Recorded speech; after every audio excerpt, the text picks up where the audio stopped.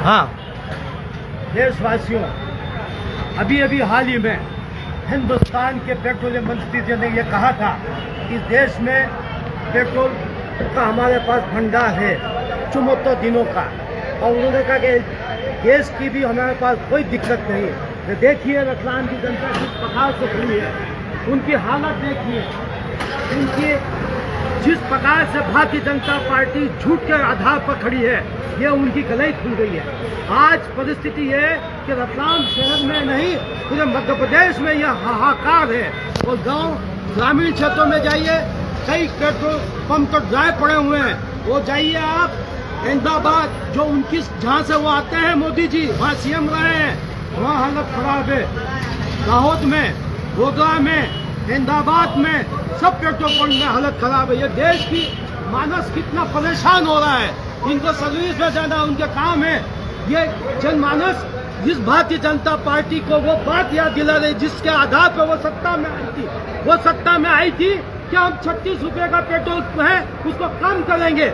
हमारी देश की जनता ने उन्हें शासन दे दिया, लेकिन देश के प्रधानमंत्री के सामने पेट्रोलियम मंत्री ने कहा कि हमारे देश में खूब भंडार है। ये देखिए क्या भंडार है, किस हालत हो रही है जनमानस की।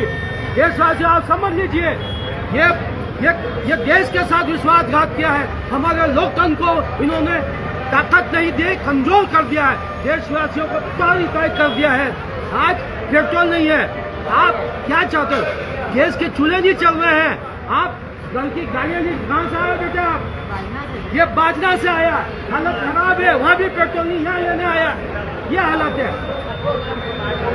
धन्यवाद देशवासियों, समझिए, ये भारतीय जनता पार्टी को सबक सिखाना है। आपको इस सत्ता से वापस करना है।